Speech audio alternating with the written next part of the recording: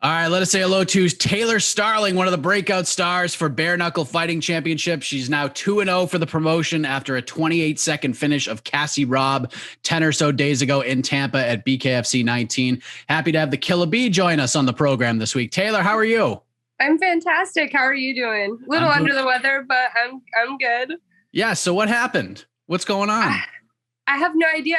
As soon as I got back from Florida, I kind of felt funky, and then I woke up really, really sick, and turns out I have COVID. And it seems to me like a lot of people that were down in Florida and just a lot of people around me in general are starting to test positive. So it seems like it's kind of making its way back around, and it's been really rough, but this is the first day that I felt really good. So when did you start to really feel it? Did you start to feel it like a couple days after the fight, or? Honestly, I got home.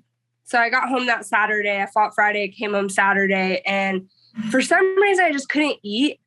And that's very unusual for me because I love to eat. And I was like, gosh, I can't eat. And then that Tuesday is when I woke up with like a really bad fever and shaking and not feeling so hot. So I took a test that day. I knew something was wrong. But it took a couple of days before it really like kicked in, I guess would be the words for it. Are you saying that I should get tested since I was down there? Yes. Oh no. Oh, I don't know. It's just crazy. It's like all of a sudden every single person that I've seen or like interacted with, they've also caught it or feel kind of under the weather. So well, I know what I'll be doing the first chance I get. So thank you for the advice. But, on a brighter note, that win over Cassio has gotten you a lot of attention. You open up a lot of eyes with that performance, that relentless show of ferocity that was on display in Tampa. What, outside of COVID and dealing with that, what has life been like over the last week plus? Like, have you noticed an uptick in people wanting to know more about you, social media, following, et cetera? My social media following definitely bumped up, which I'm always like, that's typical usually after a fight. But honestly, I haven't even had like the chance to like celebrate or like even really process it or anything like that. Like I even was sitting yesterday, I'm like, dang, like I just fought and it doesn't even feel like it. But there definitely has been a lot more uptick in the following on social media, and I'm so thankful. I'm excited to be able to get back in the gym and get back to work because I know after this is going to be some pretty big opportunities coming my way. I would agree. And I think one thing that stuck out about you throughout the week, even at the press conference and everything, like you were confident, but you and Cassie kept it very respectful the entire time, even photos afterwards of you giving her a piggyback and whatnot. And you and I sort of talked about the switch flipping when the fight began. Like you just, that sort of fighter mentality, that spirit just came out of you as soon as the bell rang. What did that victory do for your confidence, not just as a fighter, but in terms of how the company views you right now? Honestly, I was so nervous before I walked out. I was so nervous. I was a mess. I even said the words like, I really just don't feel good. It was just because I had set the bar so high in my last fight that I felt a lot of pressure on me to go out there and like set the bar even higher, which I knew I could do. I knew I was capable of, but it was a lot of pressure on me. And it was like, what if, what if? But I knew I had put in all the work. I knew I had worked hard. So I just had to go capitalize on it. And a lot of people, I just went in there and I felt calm once I was in there. And once I was in there and I saw Cassie in front of me, my fight mode just kicked in and switched. And I have a lot of respect for anybody who fights. I don't like to talk trash and like do all that stuff just because at the end of the day, no matter what, you're going to have to get in there and fight whoever you're going to have to get in there and fight, whether you talk crap or not. I feel like negative energy just takes more out of me, and I don't really like to play into that. And just anybody who is willing to step up and step in the ring has my respect, and there's no reason for anything else. Are those nerves typical for you? Like, do you experience it like to that level typically, or was this like bigger than it usually is? I can definitely say it was a little bit more so, but more so the fact that like I knew a lot of people were going to be like, okay, is she really about this bare knuckle life or not, which I know I proved that in my last fight, but I felt like I had just a little tiny bit more pressure on me. But I'm always nervous before a fight. I think if I'm not nervous, something's wrong. Anytime I've ever just gone into a fight calm, it hasn't really gone well for me. I'm calm, but I'm nervous because it's like you're going in there and you're bare knuckle boxing in front of a crowd of people. If you're not nervous, something's wrong. Yeah, absolutely. Kind of going back to some of the things you were dealing with mentally and emotionally coming out of the fight with Teresa and how that sort of weighed on your mind. You wanted to prove that, you are about this life, that incredible war you two ladies had. What specifically did you take away from that fight? Like other than a victory and bumps and bruises, what did you take away, from a mental perspective and from a confidence perspective after the Segala fight? Mentally, it just kind of honestly reassured me because I know how I fight, and every single fight I go out there and lay it on the line. I put my heart and soul in there.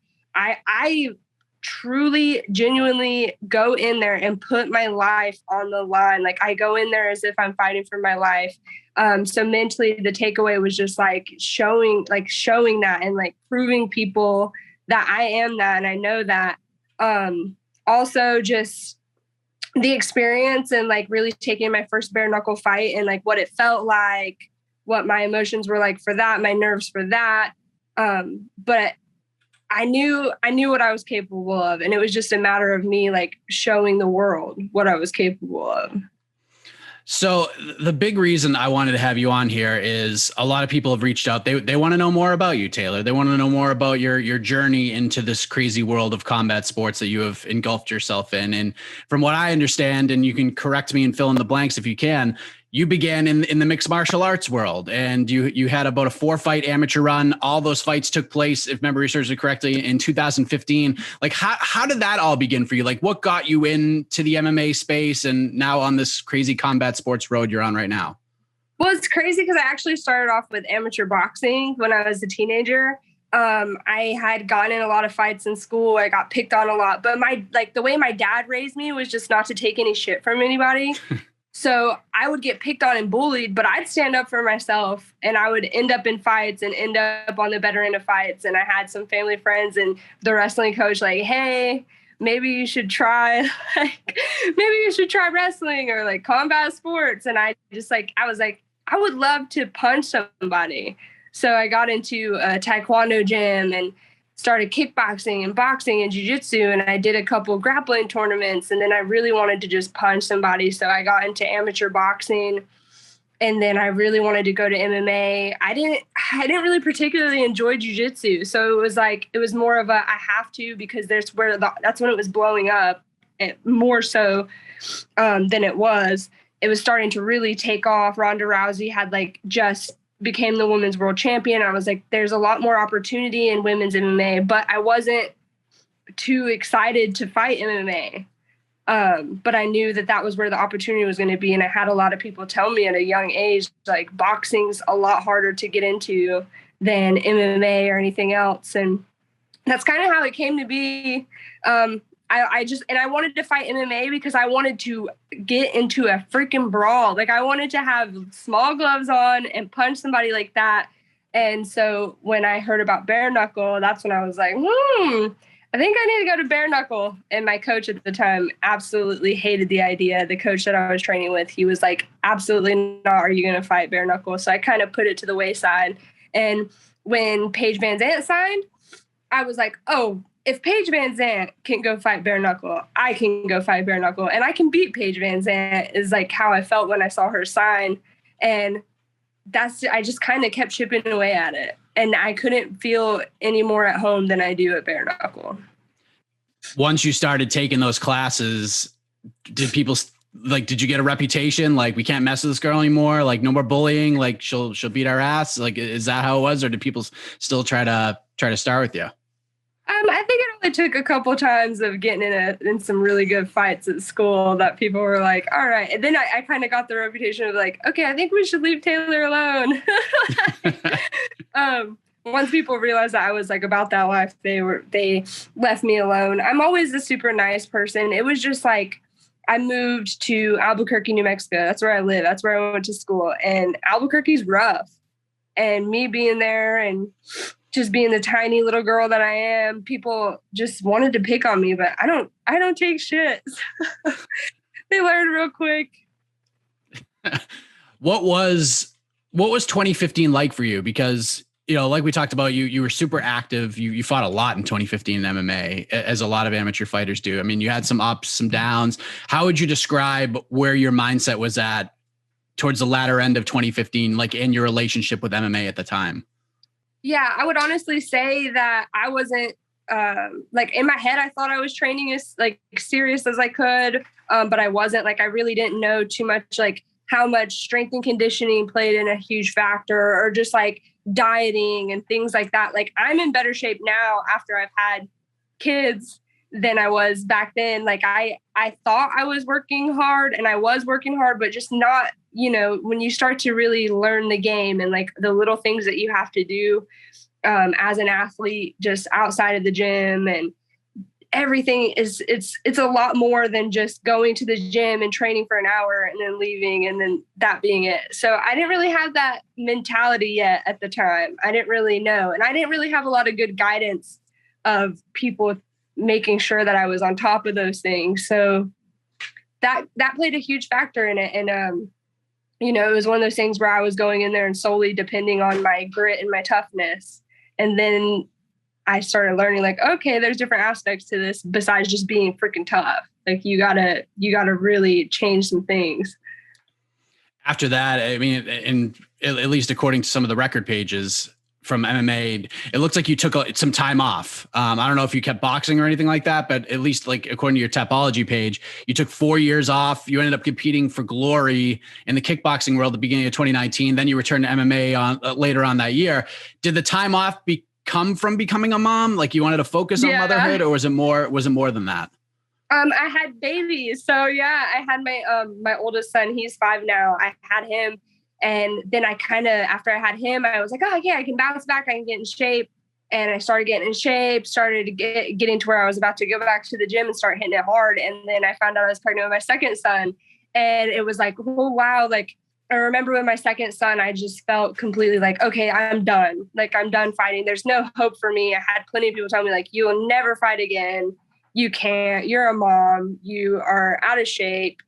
That's the life you have to focus on now. No more fighting for you. And I believed that for a little bit. And I just remember someone really close to me telling me, like, oh, you'll never do it again. You're not capable. And it lit a fire under my ass. That I was like, why just because I have kids and I'm a mom, do I have to just say no? And then I thought about it more, and I was like, my kids are going to one day, they're going to have dreams and goals and things they want to do.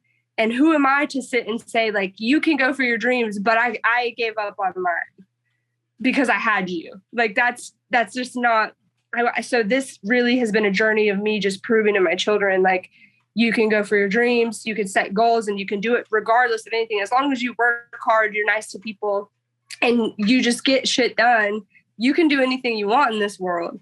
And yeah, right after that, I had my second son. I went on a tear as an amateur boxer, like trying to just get myself back into the fighting game. I went on a tear, and then next thing you know, Glory's hitting me up. And they said, we want you to come fight. And I'm, hell yeah, let's do it. Like, I was kickboxing. I've always trained everything. I've always trained mixed martial arts, everything, kickboxing, boxing, jiu-jitsu, wrestling. So there was no reason for me not to do it. And that was the first time I had like my first huge opportunity. But I will say I didn't really want to be a kickboxer, but it was like, I don't want to do MMA. Boxing's not happening right now. Glory's where to go. What do your kids think about what you do? Like, are they cool? Do they get it, or are they still a little too young? They're still a little too young. They understand. Like, it's funny because like the UFC fights can be on, and there could be 2 men fighting, and they're like, "Oh, there's mommy." So it's hilarious. But they come to the gym. They love the gym. They hang out. They don't really like. It's funny because I can be mid sparring, and they're like, "Mommy, mommy." Mommy, like, can you grab me this? And I'm like, my hands are a little tied right now. But they come to the gym. I try to talk to them about it as much as possible. A lot of people ask me all the time why they haven't been to one of my fights. And my answer is just, I want them to be able to say like, hey, mommy, I want to come to your fight. I don't want to force them, or like, bare knuckle is very gruesome. They watched my fight with Teresa and my oldest one, my little one's more savage. My older one, he's very sensitive. So it definitely it killed him to see me bloody like that. And I just want them to say like, I want to go and I want to be there. But they support me and they understand somewhat. When did you come back, like for the boxing? Like how long of a break did you actually take?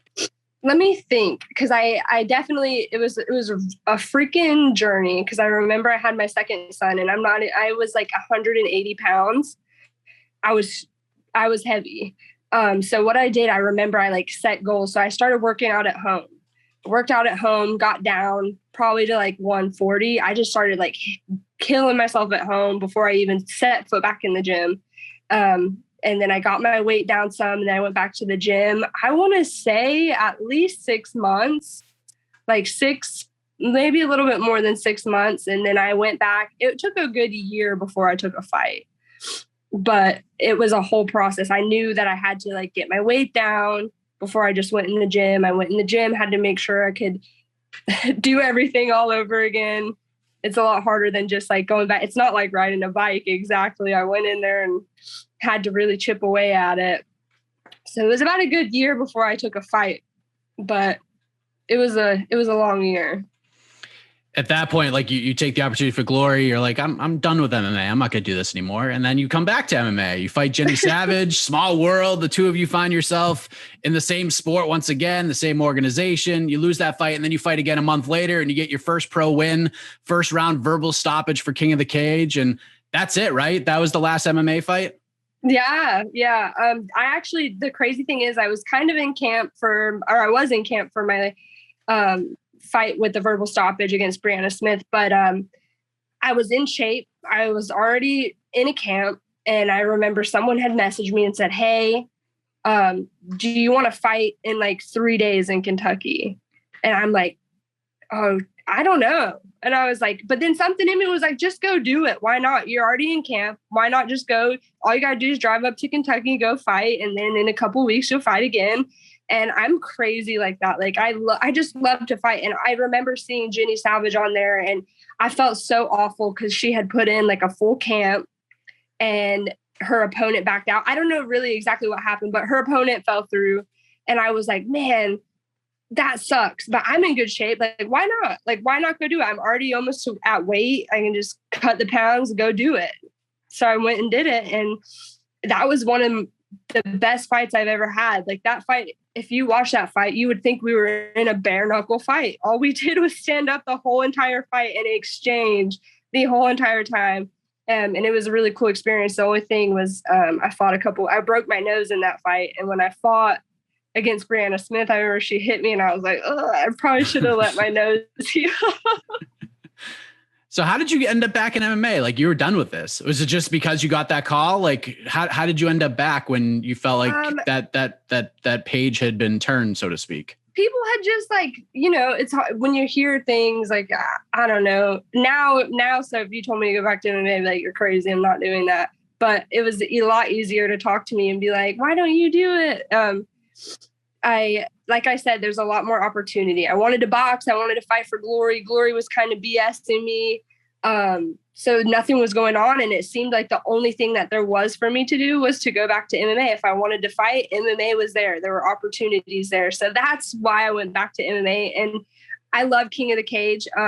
I know all of the people in King of the Cage, and they were like, come fight for us and we'll take good care of you. And I was like, okay, like, absolutely. So that was kind of what really pushed me. And then the Jenny Savage thing just kind of happened randomly. So I jumped on it. I want to fight. That's and then BKFC arrived on the scene, and here we are. And here we are. You had the first fight. And, there's clearly a different comfort level for this fight with Cassie Robb, especially coming off of a battle like you had with Charissa. I mean, I'm sure that made you much more comfortable after experiencing that amount of time and that amount of damage and that kind of fight. Like, how would you compare the mental approach between the Sigala fight and the Robb fight?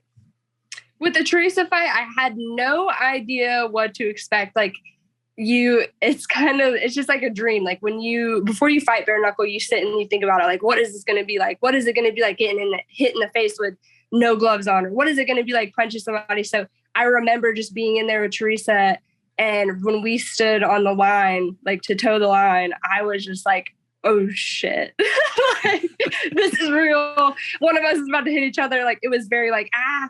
And then with Cassie, like, I was nervous, but I went in there, and the second I stood on the line, I felt so calm, and I just looked at her, and I like was reading her body head to toe, and I knew exactly what she was going to do just by looking at her. I was like, she's going to come forward. It's her first bare knuckle fight.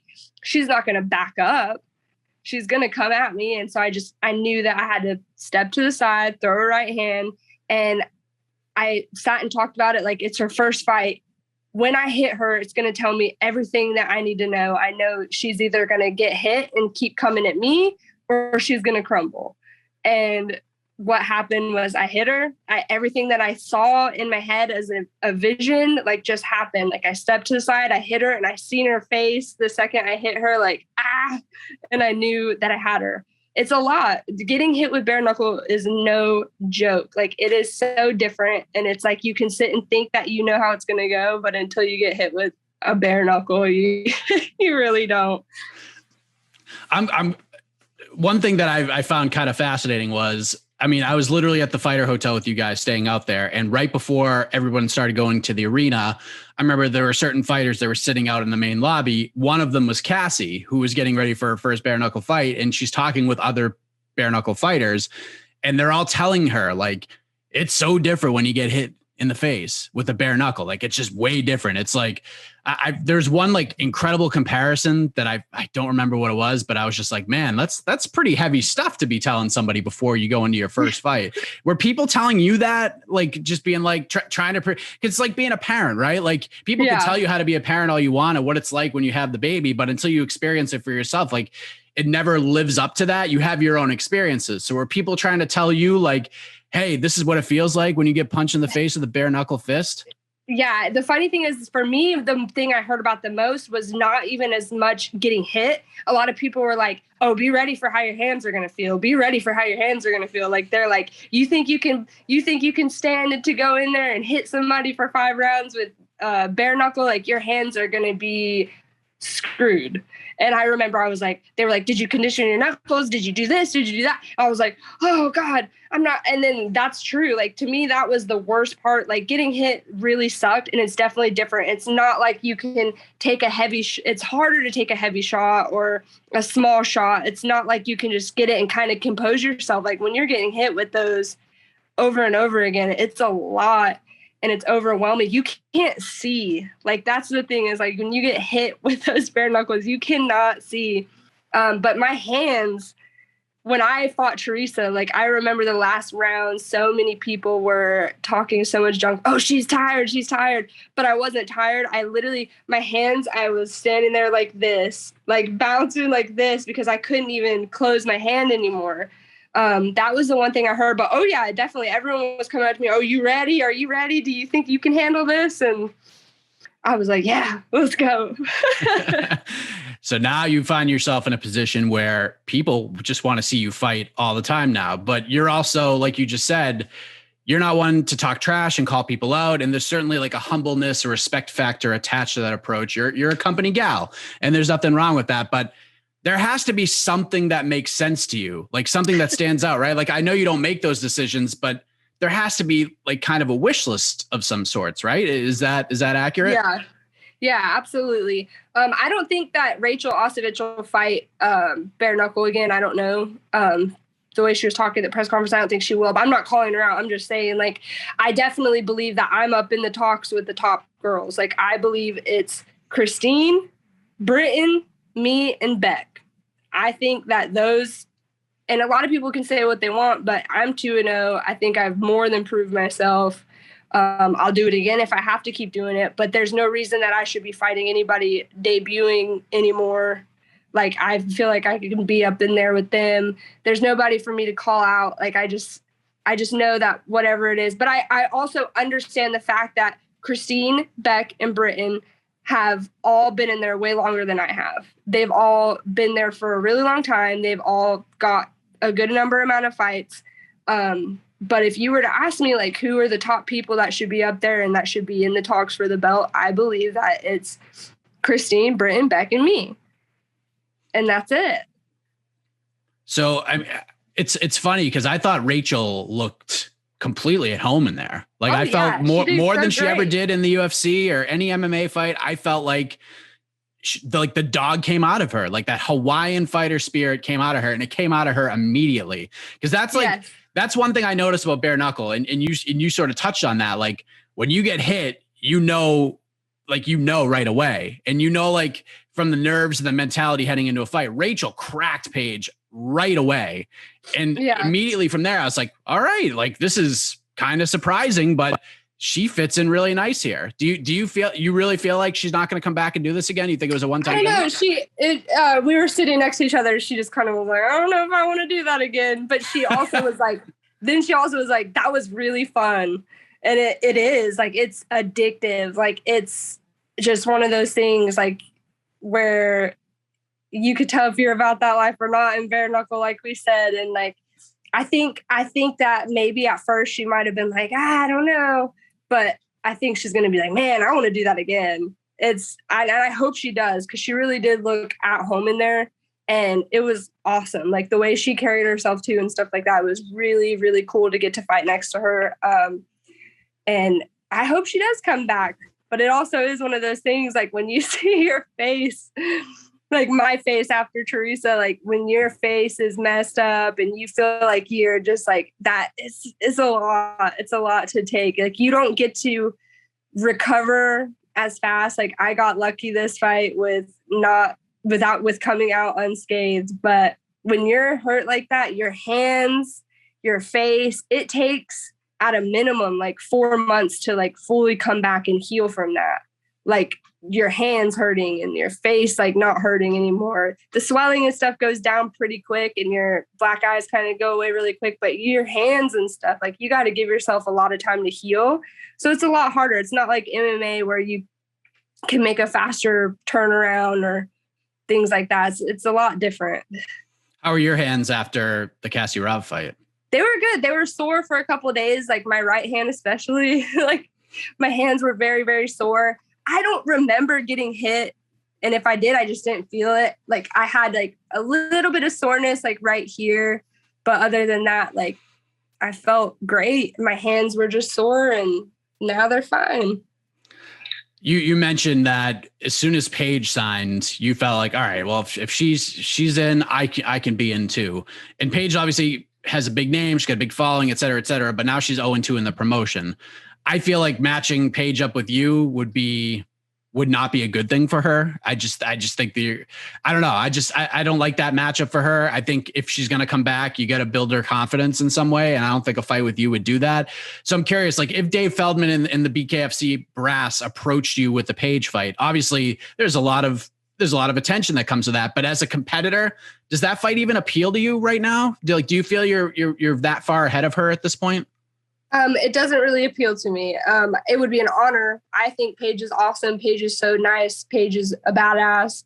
I think a lot of people are really kind of knocking her, and I think that's bullshit. But Paige is awesome. But no, I'm right now, like, we're just in two different conversations. I think right now, as just like with what I'm doing and the tournament and champ talk and belt talk and stuff like that. Like, I'm above that. I'm not above fighting Paige at all. I would like, she's awesome and it would be an honor.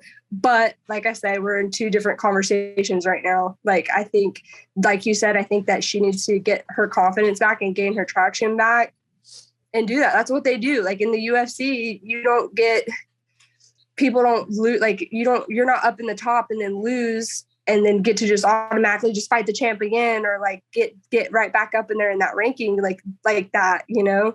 I think it needs to be something where she builds herself back up and hopefully gets right back to it, you know. I hope she still continues to fight for bare-knuckle, and I hope that she makes her way back that way.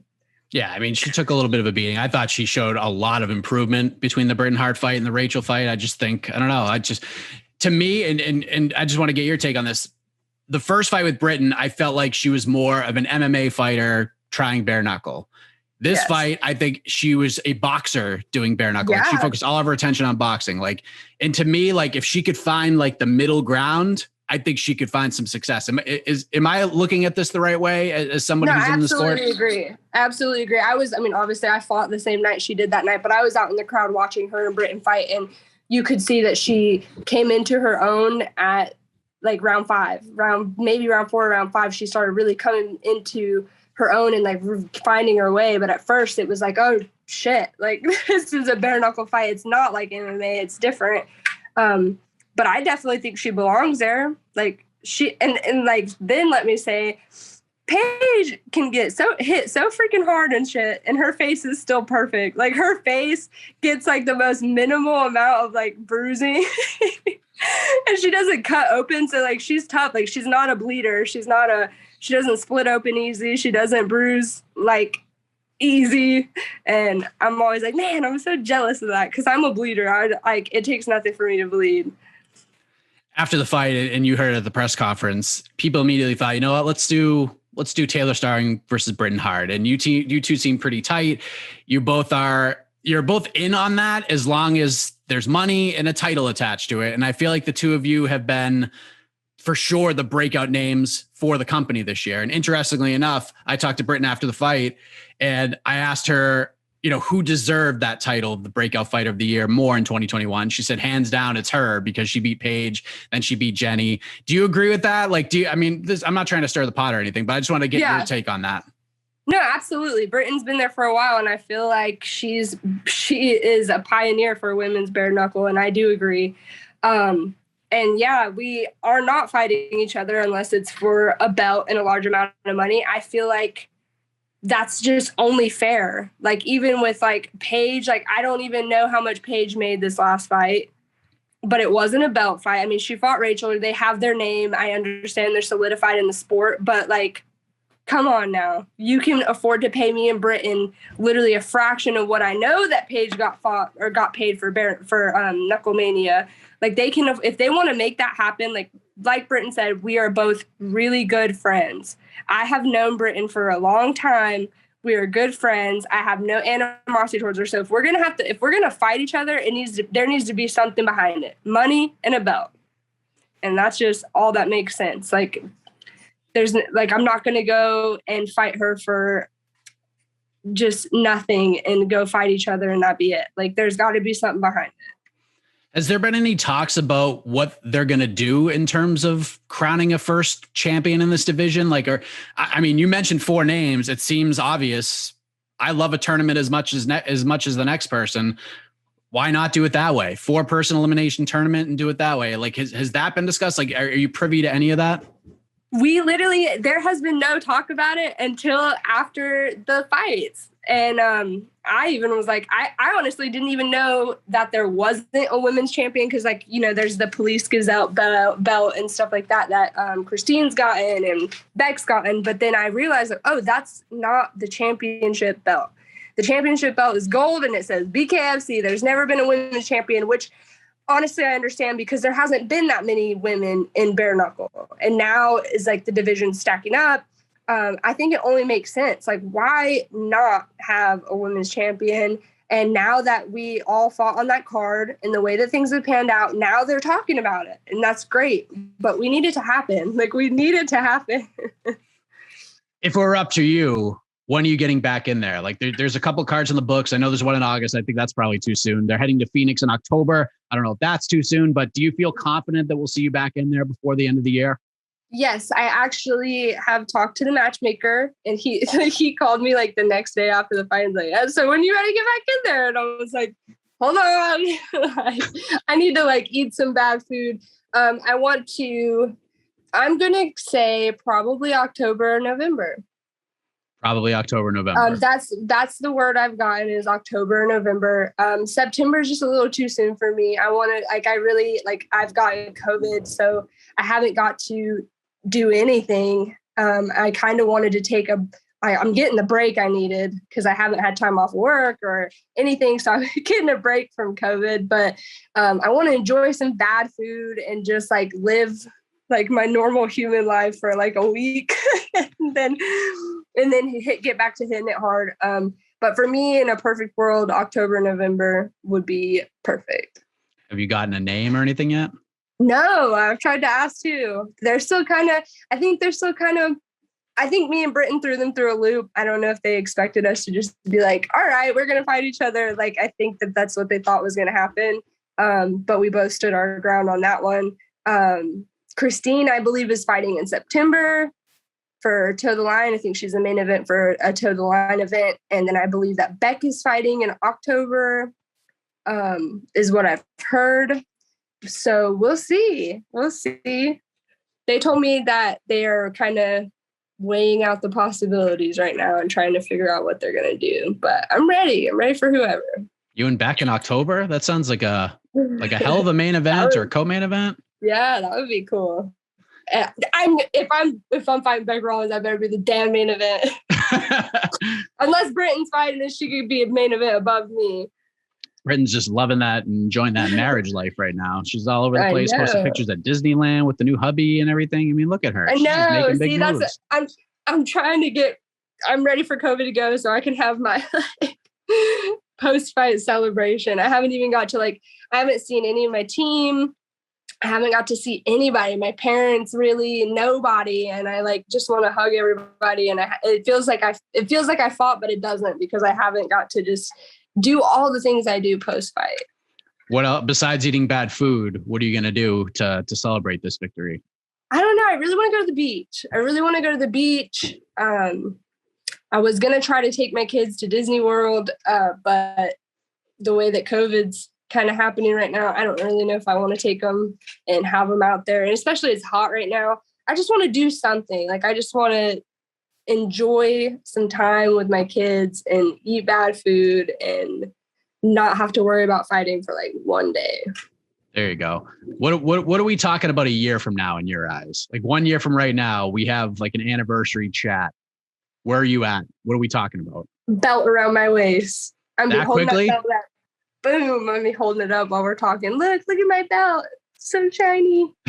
That quick. Wow. If they did a tournament, that'd be a quick tournament. That would be pretty awesome. Let's go. I'm ready. Well, Taylor, I mean, it has been a hellacious start to the year for you. Excited to see what is next. Hopefully in October or November. I think BKFC, frankly, you should be strapping the rockets to both you and Britton right now, if we're being honest. But great job. Great job at BKFC 19. Thank you so much for the time and thank you for telling your story. I appreciate it. No, absolutely. Thank you. It means a lot to me. And thank you everybody who tunes in and watches this. I love you all. And I can't wait to see what's next.